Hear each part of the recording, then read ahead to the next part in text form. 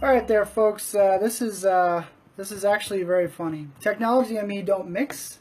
Technology tends to not work for me whenever I want it to work for me.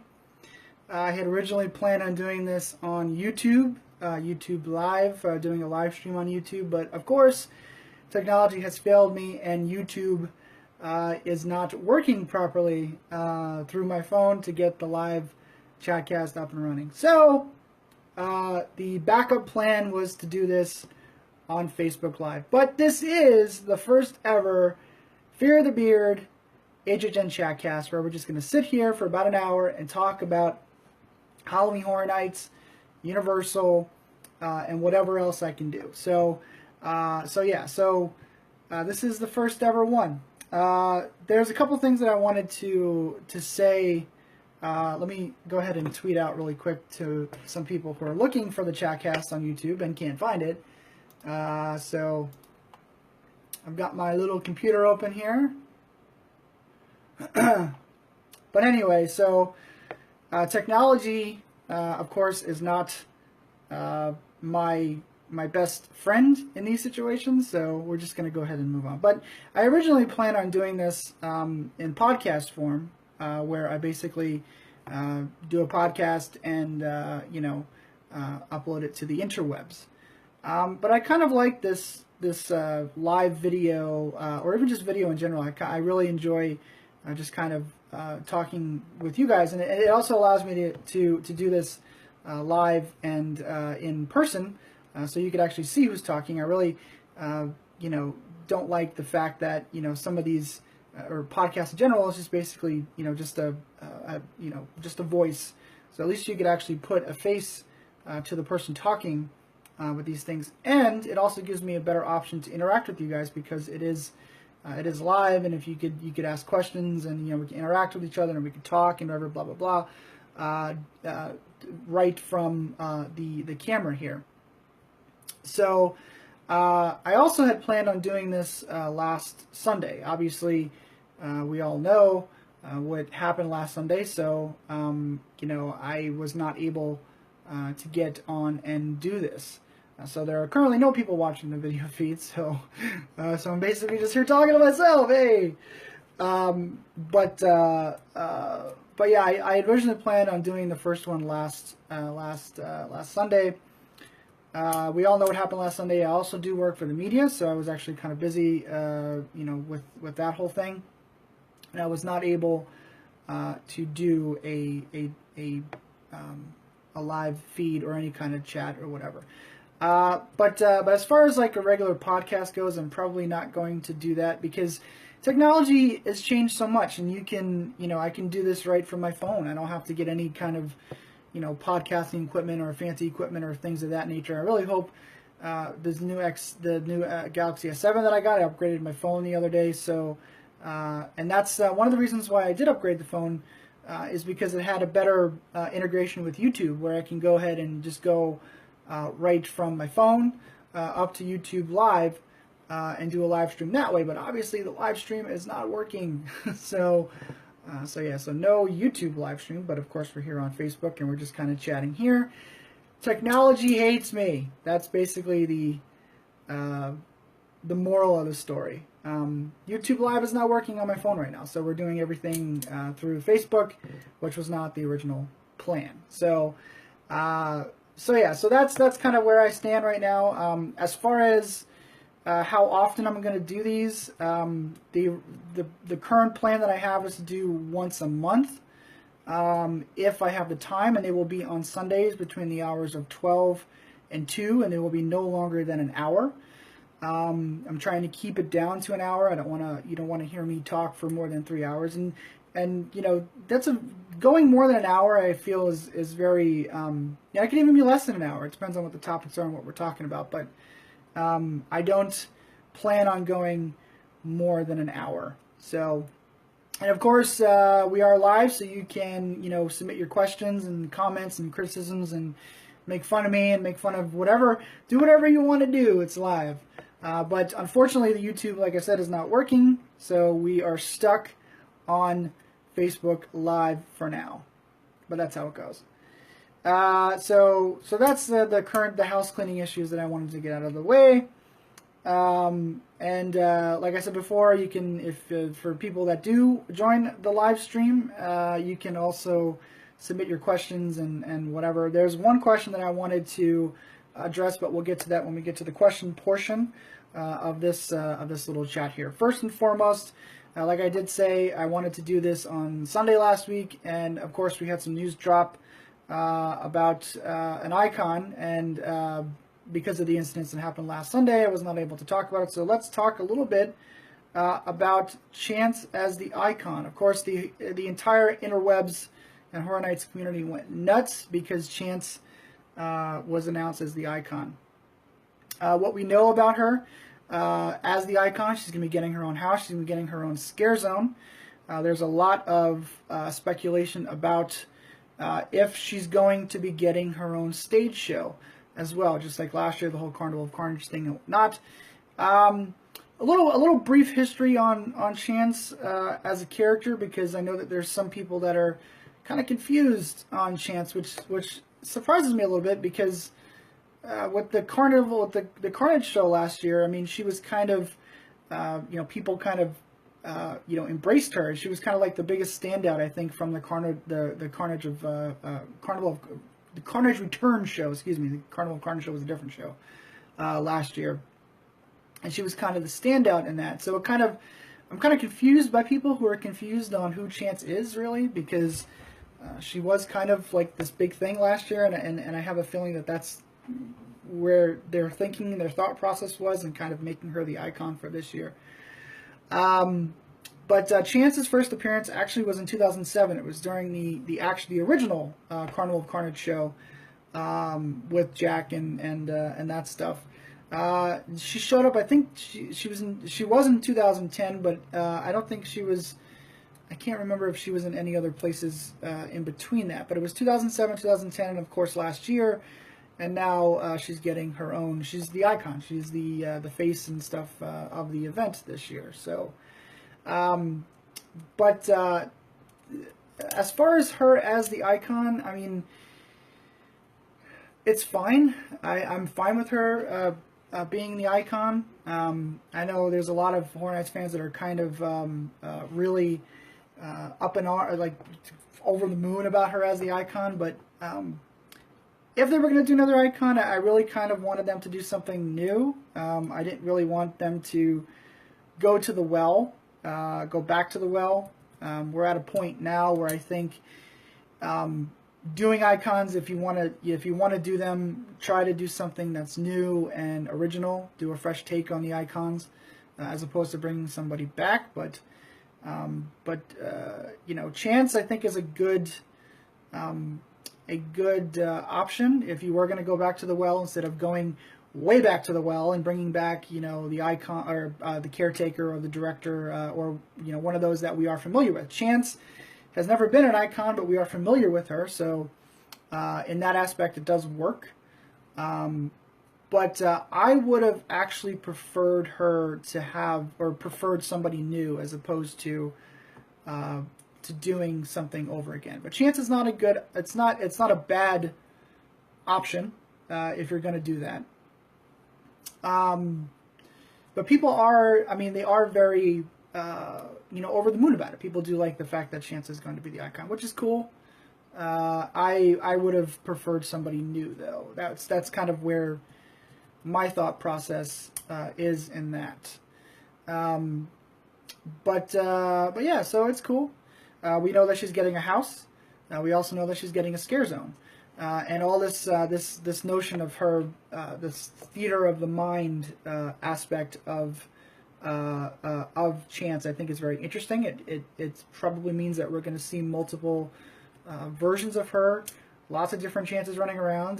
They kind of run the risk of, what I kind of didn't like about, say, the Evil Dead house from a couple years ago. You had all these multiple Mias in the house. There were lots of people that were playing like the character Mia, but none of them actually really kind of looked the same. They were all kind of different, and there was no real consistency in that character. Now, with Chance, you have a scapegoat in the fact that she has makeup on. But, and I think going back to what I was saying before about her being popular last year, it was the actress who played her that I think made her, very recognizable and kind of made Chance stand out. So you also run the risk of people maybe not warming up to the fact that some of these other Chances don't match, don't look like the one that's in the advertisements and the billboards and all our stuff. You kind of run that risk, but they're going for it anyway. But the notion of her getting her own scare zone and her own house is really interesting, because even though, like I said before, Chance has never been an icon, we don't know much about her other than that she's Jack's girlfriend. So I just hope that the backstory that they use for her, or the backstory that they try to get through in the house, that's probably where her main backstory is going to come from. The scare zone, I think, is more going to be more this theater of the mind aspect, I think, of the whole Chance thing going on this year. I think the house is going to be more for the backstory element of Chance. I just hope they do the backstory interesting and don't really skim over things. Like, if you're going to go for it, go for it. Go all balls to the wall. Don't cheapen it. Just don't cheap it. Make it interesting. Make it something unique, because this is a character that we don't know that much about, but people love her. So it's one of those. You can almost say it's like maybe like an HR Blood and Guts situation, where it's a character that people fell in love with and kind of want to come back or come to the event as an icon, but don't know that much about. It's kind of being left. It's kind of in the dark.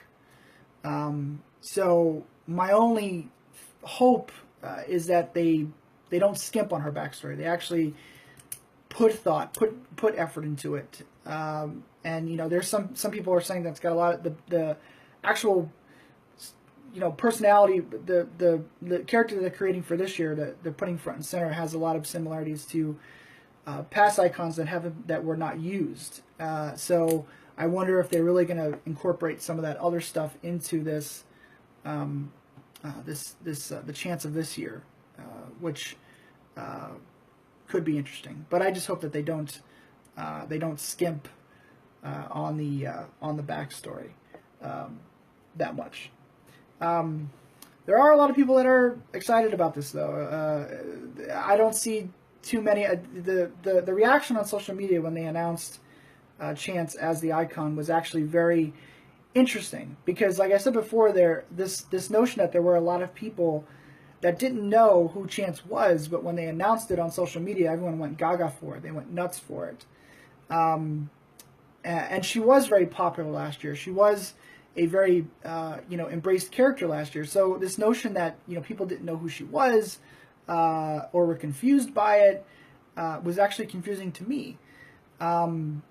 But people seem to have really embraced and really dug this idea of bringing Chance as the icon. So, and it's not as there were some rumors going around, some of the chatter and the scuttlebutt before they actually announced Chance as the icon. There were some people thought that it was going to be kind of half-assed, that this was something that was, full disclosure, actually kind of was last minute, a last minute decision. So there was some rumor that this was just going to be kind of thrown together and sort of put her out as like an usher type situation, where she was going to be there, but she wasn't going to be like the face of the event, like what Jack was last year, or what past icons were in the past. She was just going to kind of be there, and marketing was still going to use and sell the event with the IPs, and Chance was going to kind of be off in the background. She'd be there, she'd be a presence, but she wouldn't be front and center. We know now that is not the case. They have actually gone full full tilt boogie with this. Chance is the icon. She's getting her own house. She's getting her own scare zone. So she's going to be front and center. I have a feeling, you know, the commercial this year, there's been some discussion about now the commercial using, you know, Chances Are as a type of music and stuff like that for the commercial, which would be cool. This is just wishful thinking here. They probably are going to go for more what they did last year, where they're going to really incorporate the major IPs this year, because there are some pretty heavy-hitting IPs that are coming to the event this year. And you know, marketing is not going to skimp on that, because they want to sell the event. They want to you know, get people to buy tickets. And while I've said in the past, I don't think that icons are you know, necessarily needed anymore. I think the event has outgrown icons, and they do sort of, I mean, icons, of course, you know, put that extra sugar on top for the event and gives a little bit of an extra flavor. You know, they're kind of not needed anymore. I mean, you know, but I think that if they can, with this year specifically, because even though we have seen Chance before, she has not been an icon. So it is still kind of, it's a new icon in a way, even though we've seen the character before. So I can see that this year being a new direction for synergy between the marketing people and the art and design people, and really trying to create a balance between marketing the event with an icon and marketing the event with IPs. And I think you sort of saw that last year with the commercial, where you know, Jack and Chance were front and center in the commercial, but you also had the IPs that were being sold with the commercial as well.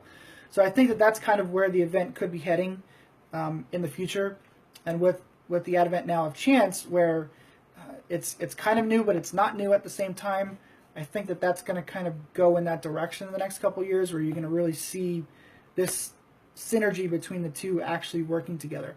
And you know, all this stuff about, you know, marketing, you know, marketing is you know, marketing is the devil, marketing this and that, blah blah blah.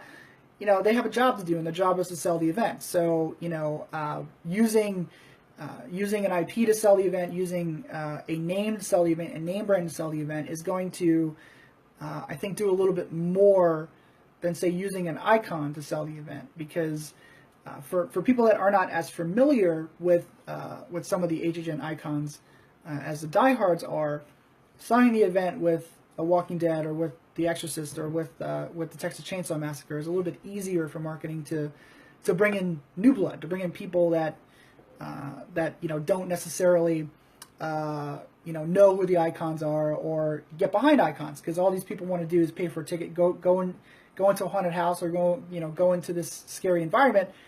You know, they can really care less about, you know, icons or backstories or things like that. So, but I think that there's a new level of synergy that we're going to be seeing here over the next couple years. That's going to really help sell and market the event in a happy kumbaya sort of medium, where A&D and marketing are going to really play well together, especially you know, as this as The Walking Dead, I think, is going to start fading out at this point. I don't see The Walking Dead actually coming back next year. I think that this might be the last year for The Walking Dead. So, because I think the steam is sort of, you know, sort of the bubble has burst on that. I think at this point, while it still has the fans and people still, you know, still are excited for The Walking Dead to come to the event. There has been, this year seems to be more of a 50-50 split, where you have the ratio between Walking Dead fans and other fans who, Walking Dead fans were up here and other fans were down here. That seems to have leveled off a little bit. I think there's a lot more, I don't want to say anger, but there's a lot more like, okay, Walking Dead's whatever, you know, just kind of brush it over. So as the Walking Dead sort of bubble has, you know, bursts and we move, you know, into the future, I think that there's going to be more of a synergy between marketing and A&D now moving forward, especially if they want to do these you know, more icons and more backstories and things like that. I think that that's where we're headed.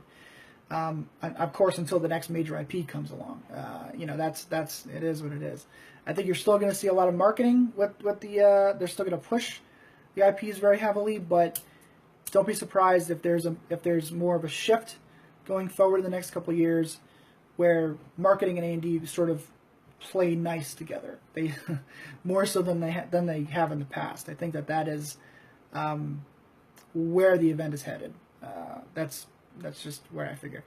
We don't know where the house is going to be. We don't know where the house or where the scare zone is going to be at this point. There have been rumors and there are guesses. If I was a betting man, I would be willing to place Chance's house in the Shrek building. And as far as the scare zone goes, some people had said, over by, or some of the speculation has been over in front of that Mel's area. I'm willing to bet that is not the case. I think that Chance's scare zone will be in Production Central, because the entrance, if Chance's house is in fact in the Shrek building, like I suspect it will be, it makes a whole lot of sense to put the scare zone in Production Central and not over by the Mel's Dine-In area, where I think people, this notion about Chance having her own show, I would not like a show this year. I think having a show in that area, that stage, is a terrible idea. Whereas last year the show, people love the show and that's great and that's all fine and dandy, but that is a terrible place to put a stage show, especially something as big as The Carnage Returns, or something along the lines of a new Chance show. That area gets too congested with the influx of more people coming to Horror Nights now. It is just not a good idea to put a show there anymore.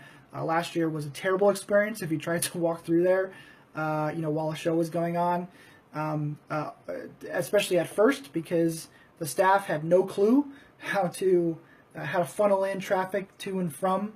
If you're going into Central Park or coming back from Central Park, the traffic flow there was just awful.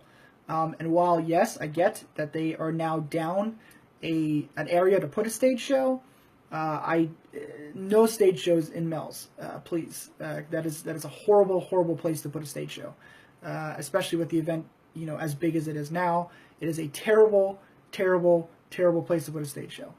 So I do not want a stage show for Chance unless they can find a place to put it somewhere else. I think we did the stage show last year. This goes back to what I was saying before about doing new things. If we have to have Chance as the icon, which is all fine and dandy, can we please move on to new things? Don't do a repeat or some kind of Chance-centric version of the Carnival stage show. I just don't. Who cares? Just do the house, do the scare zone, and move on. This whole theater of the mind aspect thing. Some of the people out there who talk about it being good for a stage show, that can be perfectly fine, well and done in the scare zone. You don't need a stage show for that. Or set up something in the scare zone that can sort of be, a minimalistic approach to that. I think would work better than putting another stage show in that Mel's Dine-In area. Because that area just doesn't work. It doesn't work. It's too congested. It's too crowded. It's a major traffic flow, especially now that you have a house in the Shrek theater. It is now an even bigger traffic flow for people to get there. Putting a stage show there is just not going to work. It just doesn't work anymore. And last year was a good example of that. That area was just way too congested. They saw a little bit of that problem with the Bayou of Blood stage show, where, and that was a smaller venue as well. But it caused such a traffic flow of getting to and from the Central Park area and into the Hollywood area, and now you add that extra house over in the Shrek building. It's too much. It's way too much. And I just think it's too much of a repeat if you try to do a Chance-centric stage show. It just doesn't make a whole lot of sense to me. Move on, do different things. This whole theater of the mind thing doesn't have to be a stage-centric thing. Do it in the scare zone. It would work it would work fine in a scare zone. You don't have to do an entire show based around that whole aspect.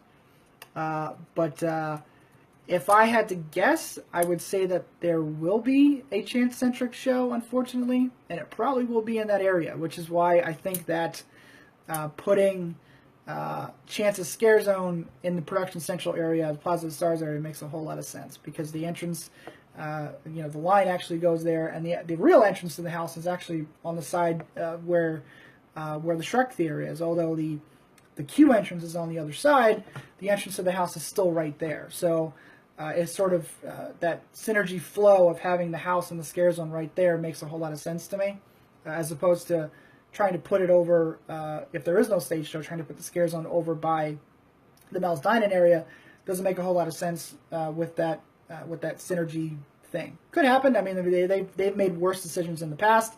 So, if they decide to put one over there, fine. But if I was a betting man, I'd say that the house would be in Shrek and the scare zone is going to be in Production Central. But that's just me.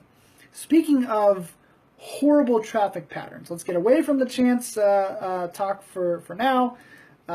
Yay, Chance is coming. She's our icon, whatever, blah, blah, blah. She's getting a house in scare zone. We all know that. Let's talk about the Men in Black area, where there's something going up in the Men in Black extended queue, and if you believe rumors and speculation, that is going to be a house in that area.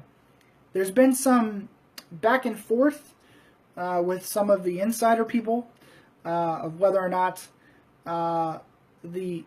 what's being built in that extended queue for Men in Black is for a house, or if the house is actually going to be this other building that's back there somewhere. Like a parade, another parade warehouse kind of place that's in that back area. However, based on what we're seeing this past week, I'm willing to bet that is the house. The house will be in one of those huge clearspan the clearspan tent that the permits had indicated. Now, there's something I wanted to talk about with the tents, because there's some confusion on the tent that's currently, because it is a tent, but the tent that's currently in that extended queue versus the tents, the sprung tents. There is a difference. When I've noticed that when people talk about the tents on the interwebs, they tend to talk about this third tent as a sprung tent, and this is not. It's not a sprung tent. There is a difference between the tent that's being built, being put up in the Men in Black queue, and the sprung tents. They're different. Sprung tents, the sprung in the sprung tents comes from the actual manufacturer's name. Their design is different. It is just a different thing overall. The tent that is currently in the Men in Black queue, if you go by what it says on the, we'll just for easier sake, we'll call it a clearspan tent. It's technically not a clearspan tent, but the tent that's in there is more along the lines of a tent that you would see out at the Hollywood event. There are these huge, massive, or you see them at weddings, like those huge white tents that they usually have, like the whatever the after thing, the after you get married, the congregation area, whatever. Those are the type of things that, that's the type of tent that's being put in there, not to the huge scale that those wedding tents are, but it's that type of tent. It is not a sprung tent. I hate when people refer to it as another sprung tent, because it's not a sprung tent. It's different. A sprung tent is a entirely. It is an event tent, but it's a the permit that was filed calls it a clearspan tent, but it's technically not a clearspan tent either. It's a different version of that. It's a smaller version of a clearspan tent. I guess it's still the same as a clearspan tent, but it's not a clearspan tent at the same time. When people call it a sprung tent, it grinds my gears, because it's not a sprung tent. It's a different thing. Don't call it a sprung tent. It's not a sprung tent. It's an entirely different tent. Sprung tents, the sprung tents by their nature are permanent. They are designed to be permanent structures. The clear span tent or the event tent that's over in the Men in Black queue is not designed to be a permanent structure. It's designed to be put up and taken down after a certain amount of time. So especially seeing what I saw this week, that will be the house. I don't see any kind of whatever this spare building is being used back there. I'm pretty sure this tent is going to be used for a house. You'll probably start seeing facade work going up very quickly. But the tent that is back there is extremely similar to the tents that they use over in Hollywood. It's virtually the same thing. Although Hollywood, their tents are more the clear span tent, those huge, the really big clear span tents, because they don't have the room really out there to do the amount of houses that we do, and they have to put them in. So when they use those tents, they're big. These are big tents that they use out there. So it's more along the lines of those tents, and a little bit smaller. But I think that the tent that they're also putting up there has been reinforced, which is actually a good idea in this great state of Florida that we live in, which has horrible weather in the summer. You don't want your tent blown away, 2,000 or damaged for that matter. I have heard some rumblings about the tent. I was talking to somebody the other day, and I can't remember who the hell it was, but it could have been Thomas. But this notion about flooding. If the tent is being constructed in the overflow extended queue of Men in Black, right? So there's no soft ground out over there. I don't know how level the concrete ground is in the extended queue, but there was I had heard rumblings about them putting an actual floor, a level floor inside this tent, so that you don't have flooding. They're really, whatever this tent is they're really trying to make sure that it doesn't get destroyed or blown apart or have issues with the elements. That's why I'm more inclined to believe that this tent is for a house. It's not for an event. It's for a house, which is interesting because I'm curious to see how this type of tent, even though it is very prominently used over in Hollywood, this type of tent with Orlando's mindset and budget, I'm curious to see what they do here, what kind of tricks they can use to sort of plus it, to make it not seem like a tent. that the house is actually, it's in a sturdy location as opposed to just being in a tent. There's all sorts of rumors about what the house could be back there. I won't get into that in a minute, but this is the location of the house. If let's play devil's advocate here. If it is a house, they are putting a house back there. If I was a betting man, I'm willing to say it is a house, and there is a house going to be back there. So, but just for posterity's sake, if it was going to be a house, that area is going to be very interesting to navigate. Just like we were saying before about the stage show in the Mel's area, this is going to be a nightmare unless they could figure out a way. If I was a betting man, the entrance to this house would probably be to the left of the Fear Factor stage.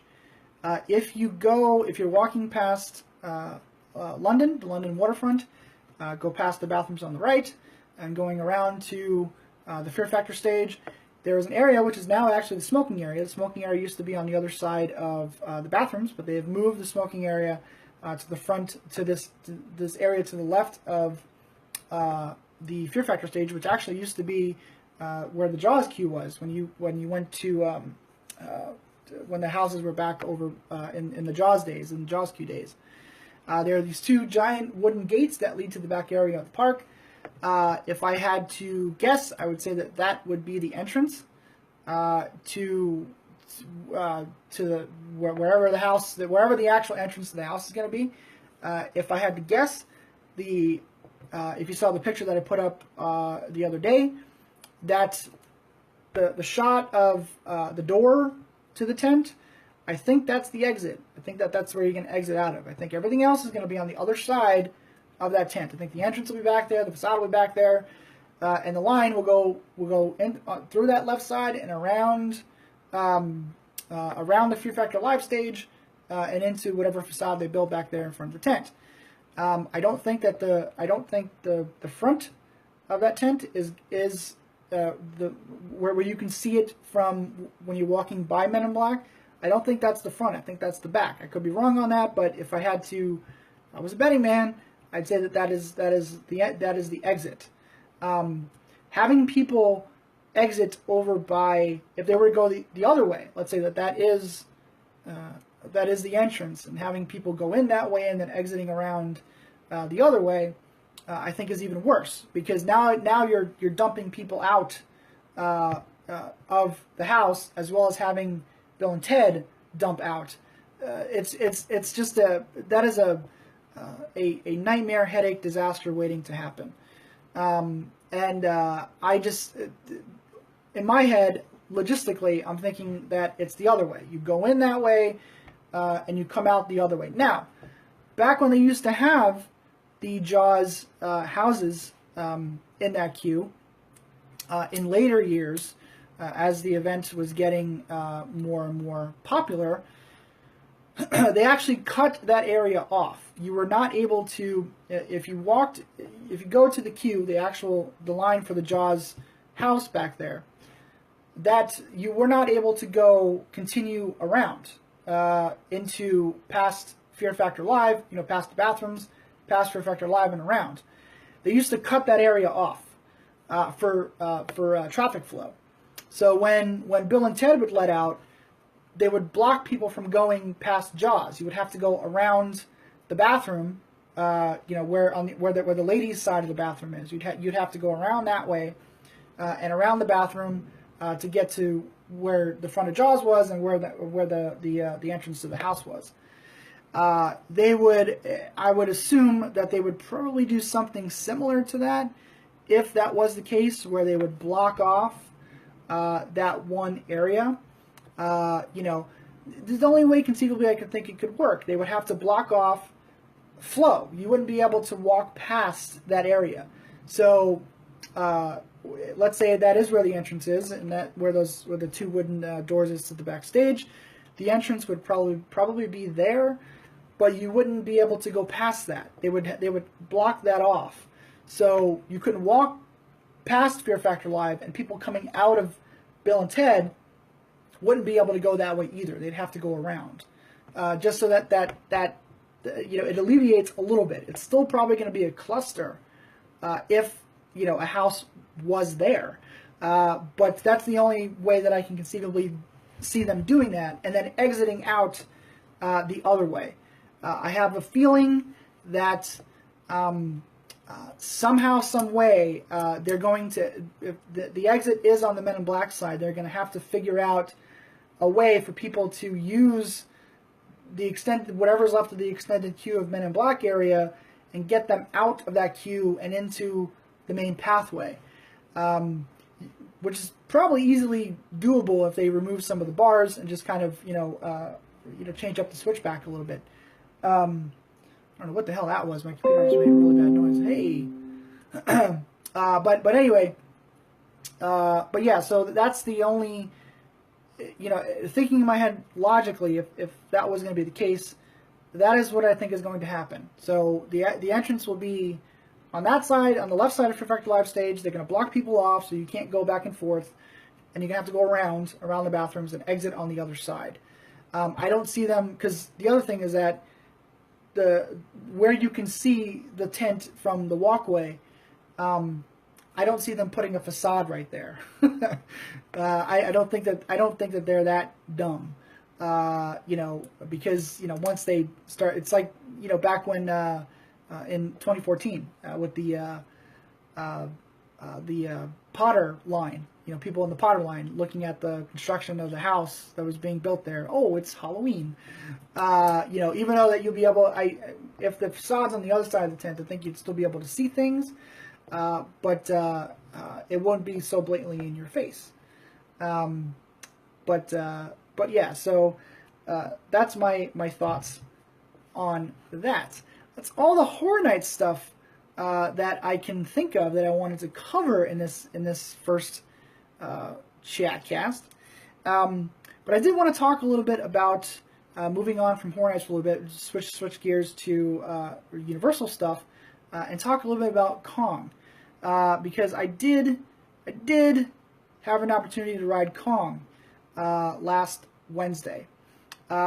We waited the line. It was weird, like the way that when we first got there. I think it had just opened. It had just opened the gates, and the main entrance going in. So where the Kong rock structure is, you were not able to go into the ride. That you had to go. I'm sure people have seen this on the internet, but you were not able to go into the line that way. You had to go over to the side next to Dudley Do Right, and you were going basically the back way.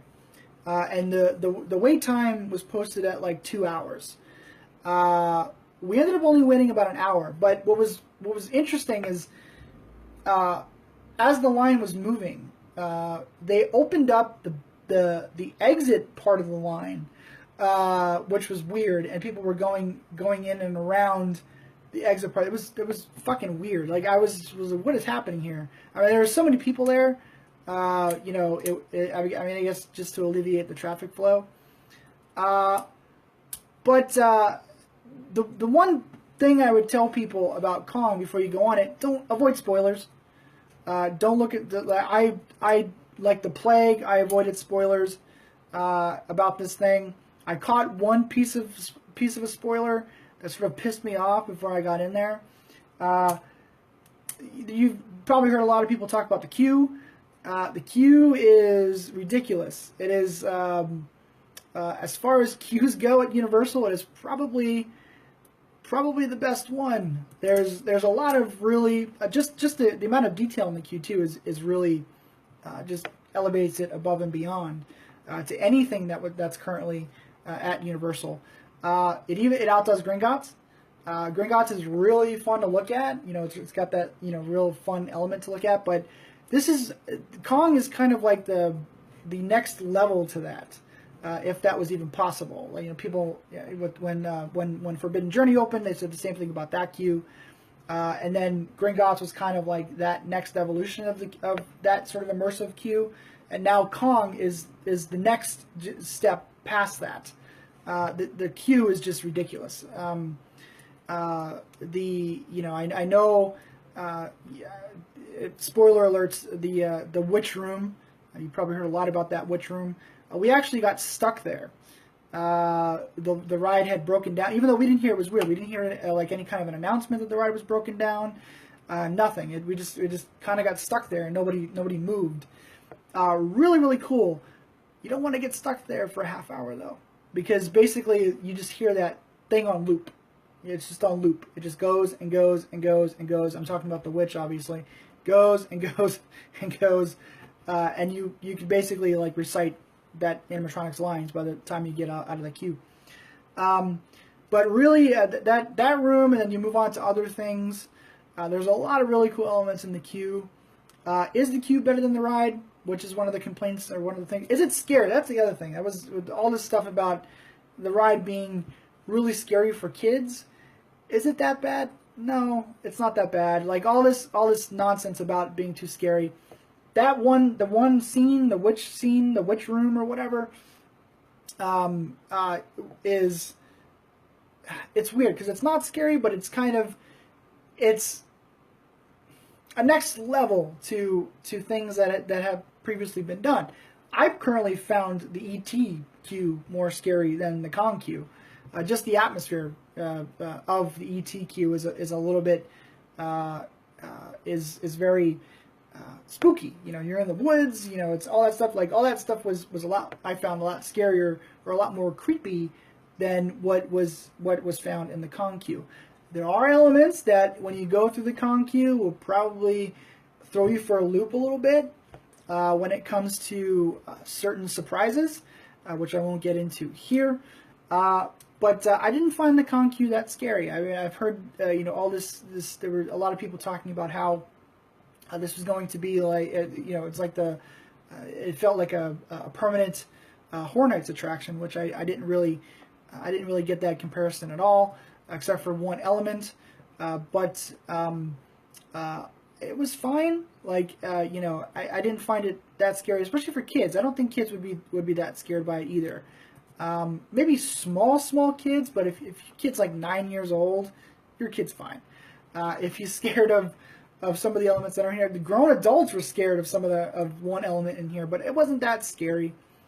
The ride itself, the funny thing about when we actually got on the ride, we were able to do it 3 times. We were able to do the ride 3 times, and again, kudos to Universal for allowing us to do that, because the ride is in technical rehearsal. And if something, you know, if you're on the ride and something didn't work or broke down or whatever, you know, they're under no obligation to have you go back on the ride. But the first time through, we didn't go into the outside portion of the ride itself. We went through the back, the bypass, as it's being called, which it was funny because I didn't even notice. The first time we sat, we were in the second row in the car, in the middle, which there's a lot of talk about. You know, the ride is kind of dependent on you know, where you sit and things like that, which I can see where some of that is. But like, even if you're sitting in the back of the car or in the middle of the car, because I think there's some people that don't like that thing that's covering up the live actor. Where you can still see through, or not the live actor, the animatronic actor, the driver that's in the car. There's a see-through sheet kind of that's covering you from really getting a good look at that animatronic. So as you're going forward, some of the screen elements to the ride, you can still see them, but you can't really see them. But that's true for any seat in the car. If you're looking forward, you can't really see what's in front of you because you've got that sheet there. So that first ride, we were in the second row, and we didn't have any problem. You know, because the vast majority of what happens on this attraction, everything happens on this attraction, comes from the sides. So you're not really looking forward. Minus the animatronic driver, you're not looking forward. You're always looking at your sides, whether it's screens or whether it's animatronics or whatever. Everything comes from the sides. You know, which I didn't really find any fault with sitting in the front or second row. I think in the back, there's a little bit more freedom of vision that you have. Yet I think that is true, but it didn't really impede the attraction that much to be sitting in the second row, in the front in the second row. I didn't have any problem with it. Now, the first ride that we did, we had some issues. And I'm being told that there's still one element of the attraction that is not currently working, that hasn't been working still. And there is when that does start working, you're actually gonna the ride's gonna be a much different experience. It's gonna add another level of coolness to the ride that is currently missing from it. The first time that we rode, everything was kind of working until we got to the 360 scene. Because I don't know, I really trying to avoid spoilers as much as possible, but I'm pretty sure that everybody knows that there's an element to, the Hollywood version has, it's called Kong 360, and it's a 360 around element when you're in the tram. and this has that. It has the 360 element in the ride, just Universal Orlando-fied, as it were. The first time that we rode, the 360 scene was not working properly. This ride is going to rely a lot on the synergy between the screens, the movement, and the effects. And if one thing is not working properly, if let's say you're in the 360 scene and the movements don't work, your experience is not going to be as good. Or vice versa. If the interactive elements aren't working properly, or if the screen is off, obviously you're not going to have a good enough time. But everything is going to rely heavily on the synergy between all the effects working properly, especially in that 360 scene. So that first time we went on, the 360 scene wasn't working properly.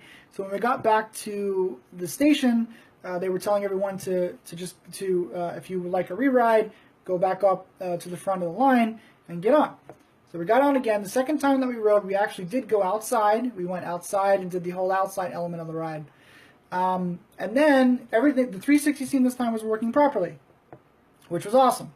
Because that 360 scene, honestly, was probably my favorite part of the entire ride. What they, when people think of the 360 stuff in Kong, all they're thinking about is what's out in Hollywood, and how everyone hates that whole element. But this is different. It is the idea of the 360 element out in Hollywood is the same here in Orlando. Like I said before, it's Universal Orlando-fied. It's upped. It's plussed, as it were.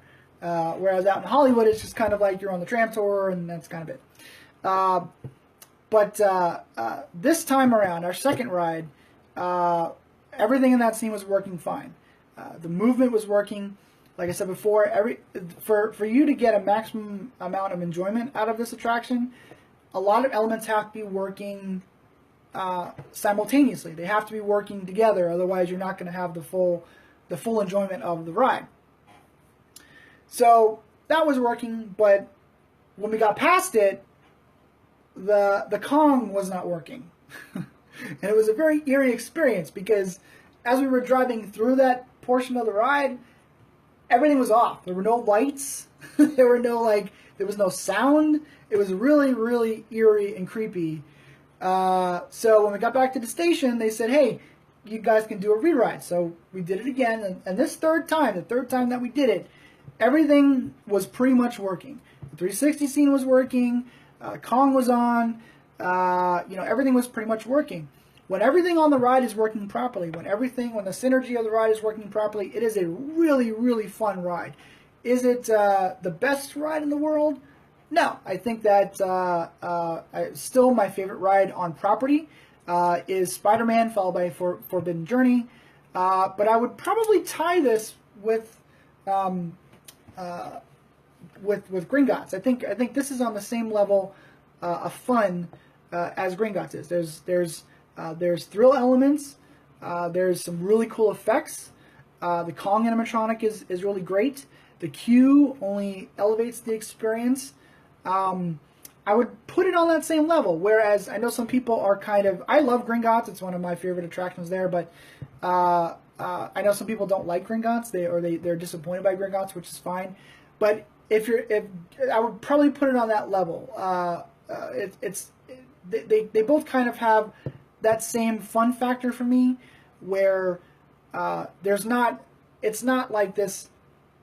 It's not the greatest thing in the world, but it is very, very fun. It's very fun. It's got a lot of really cool elements to it. A lot of really cool, effects and things like that. And like I said, when everything is working, it really elevates the ride to something different. So, really, really enjoyed Kong. If you can get down to ride it, I would ride it as soon as possible, because it is worth it. It's a very good addition to the studios. It's like the one thing about this day and age is that everything's got to be great, or if it's not great, it's horrible. Kong is not horrible. It's not a horrible attraction. It's a very, very, very, very, very good attraction, but it's not the end-all, be-all of Universal Orlando attractions. It's nice to see Kong back in the fray. at Universal Orlando, and he got a good ride to go with it. It's a very, very solid experience. It's a very, very solid ride. I would highly recommend it. It's also unique. Where I said before about comparing it to Gringotts a little bit, it is a very unique experience. There's nothing quite like it on Universal property. It's got elements that we all know from Universal property, but it's not. It's compared to everything else on property, it is a very unique experience. Something that you really not. It's basically like combining all the best elements that Universal has put out there the past couple years, whether it's Forbidden Journey or Gringotts or Spider-Man. It sort of combines everything. Everything that kind of put those attractions on the map and sort of mushed them together into one attraction. And it's Reign of Kong, which is cool. I think it's because of the unique experience. I think it's very well worth it. It's a very good addition to Universal and the studios. So I highly recommend it. It can only the problems that they're having with the attraction can only get better from here. Obviously, they'll figure all that stuff out as time goes on. I also I wasn't going to talk about it, but I did get a chance to go ride Mako down at SeaWorld. Mako is really another fun addition to SeaWorld. Is it the end all be all of roller coasters? No, but it's fun. It's a fun roller coaster. It's got a lot of speed. It's high. There's a lot of air time. There's a lot of moments in that coaster where you're really coming up out of your seat. In that one little lap bar, you're kind of like, I hope this holds. But really a nice, really, really fun addition. I sprung for the SeaWorld annual pass, the $15 a month guy or $14 a month guy. So I'll probably be down at SeaWorld. It's a beautiful park to photograph. So, just like Animal Kingdom, it's a beautiful park with lots of animals and trees and lakes and roller coasters and stuff like that to really to photograph. So I'll probably be down there a lot more. The funniest thing about when we were down there, the longest wait times at SeaWorld that day were for Journey to Atlantis and the Penguin Encounter, which I have not done. I haven't been to SeaWorld in like 8 or 9 years. So it was the first time that I'd been there in a long time, and there was a lot of new stuff that I had not done. But it was weird because Journey to Atlantis was like a 40-minute wait, and the Penguin Encounter was like an hour wait the entire. If you wanted to do the ride portion, then if you just wanted to go through, it was like 20-25 minutes pretty much the entire day. Mako, we only waited 20 minutes, less than 20 minutes really. The sign said 20 minutes, but we only waited 20 minutes. Closing out here, I just wanted to address a question that I keep getting asked because of what happened last Sunday. And that is, do I think that things are going to change? Do I think that there's going to be elements of Horror Nights this year that might be toned down or things like that? My answer to that is I don't know, because even though some of us insiders might know what's coming this year, the general public has no idea what's coming. So even if there are elements to Horror Nights that they might change or tone down or something along those lines, they would never know about it because they don't know what's coming. They don't know what the they don't know what elements Horror Nights is going to have this year for houses or scare. They have no idea. So if there are changes, I would not suspect that we would even notice those changes unless you're really, really, really in the know about certain things. But I would suspect there might be little changes here, little things. I don't think they're going to do a whole September 11 type thing where everything's going to change.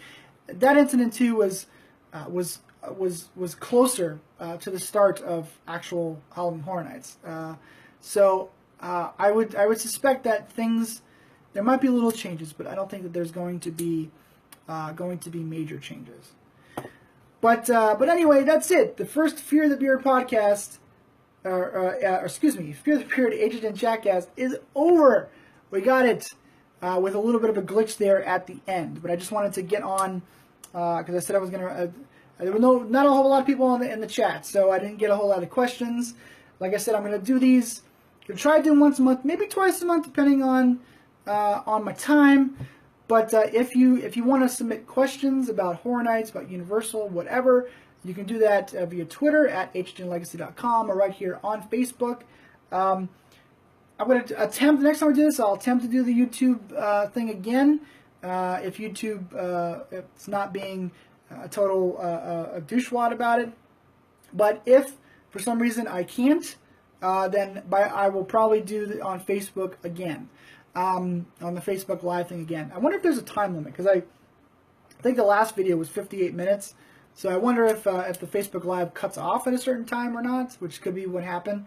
But technology, like I said, technology hates me. But anyway, as far as the questions go, if you have questions that you want to ask, you can email me HHNlegacy2 at gmail.com. Submit questions there, on Twitter, here on Facebook, all over the social medias.